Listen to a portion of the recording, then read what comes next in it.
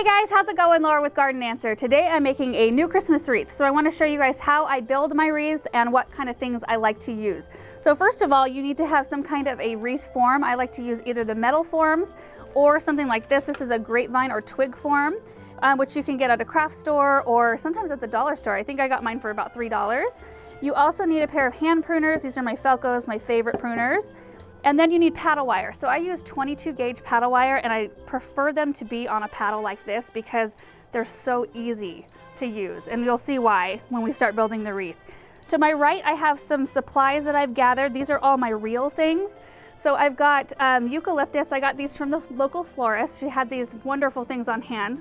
There's also salal, which is great dried. They hold their leaves really nicely and they don't brown. They're just a great filler. They're a really bold texture, really nice. I've got some lotus pods here, which provide a really great texture. And then I have some dried oranges, which to make these, it's super simple. I just slice them up and put them on a lined baking sheet and bake them at 200 for about 3 to 4 hours.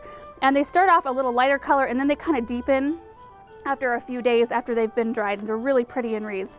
I have an ornament. I may or may not work into the wreath in the end. And then to my left, I have a few faux items, which I typically don't use fake stuff in my wreaths, but occasionally something will catch my eye and I think it's pretty, so I might use them.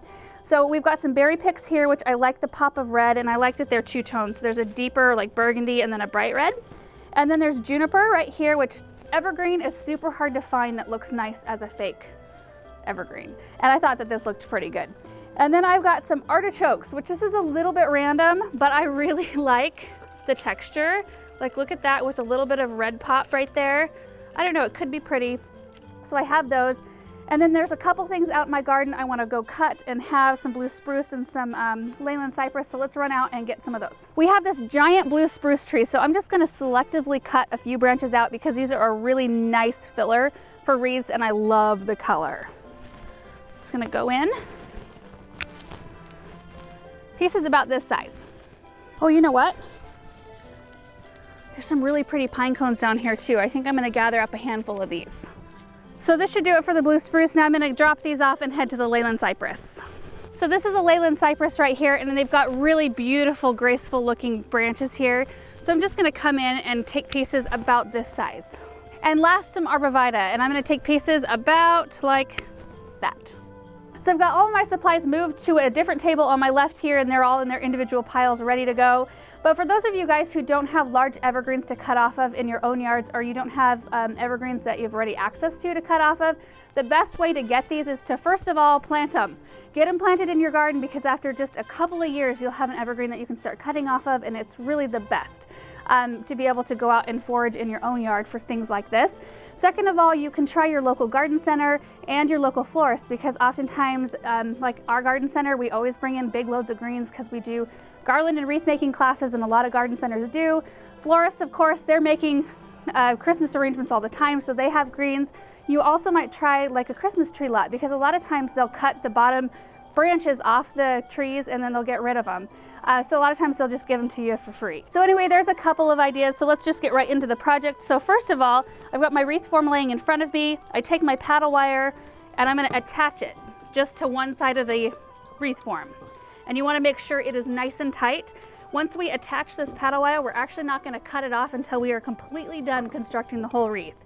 So you can see I just twist it around each other, twist it around itself.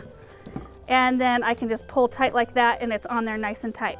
And then what we're gonna do is create little bundles. So I just grabbed a little bit of 4 or 5 of the different things that I had over here, and I'm just going to arrange them into a nice bundle, kind of like this. And you just wanna kind of manipulate it until it looks really nice and uniform to your eye. Keep in mind that the size of bundles that you create from the very beginning kind of determine the size of the wreath in the end, because you want to make each individual bundle that you're putting on here about the same size. So if you're making huge bundles, you'll end up with a really thick wreath and maybe you won't even see a hole in the center. So keep your bundles, you know, kind of on the medium to small size. Don't get them too big. So we're going to lay this bundle right on top of where I attached the wire, like that.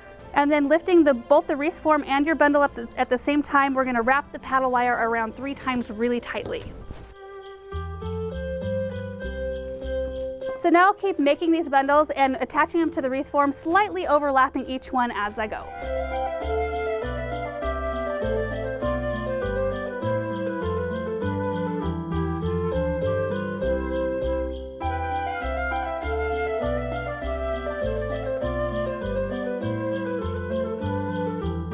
get to your very last bundle, you just want to tuck it slightly under that first bundle that you attached, and then just be really careful when putting your wire around to attach that bundle. And the reason why you want to do everything so tightly is that as these evergreens and these leaves, branches, and things start to dry out and lose moisture, they'll start getting smaller.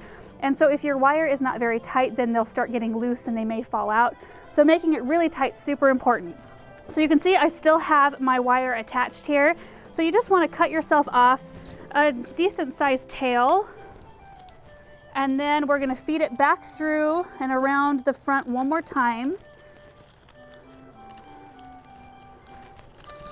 And then I'm going to flip the whole wreath over to tie it off.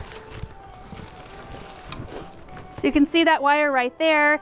And so what I'm going to do is just find a nice sturdy looking branch. So this one right here looks pretty nice. And I am just going to wrap this wire around this branch a bunch of times.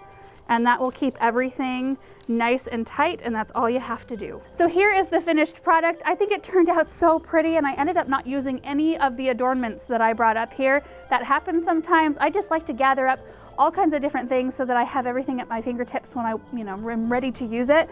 But I think that this turned out so nice with all the different colors and textures. I love the seeded eucalyptus in here, the bright pop of those little berry picks, and then the boldness of the leaves that I've got in there. I just think it's very pretty, and it actually turned out pretty nicely shaped. So sometimes you'll get your wreath done and it'll look maybe a little bit lopsided. You can go ahead and individually wire some smaller bundles and kind of tuck them in where you maybe have some gaps and holes. You can always use some hot glue too. There's nothing wrong with that. I'm a hot glue queen. So never feel like you're stuck with the way your wreath looks after this point. You can always keep tweaking it and messing with it. So anyway, I'm really happy with how this wreath turned out, and I am planning on making a few more wreaths, probably utilizing some of these other things that I showed you in the beginning. So stay tuned for those. We'll have some more holiday projects coming up. Thank you guys so much for watching, and we'll see you in the next video. Bye.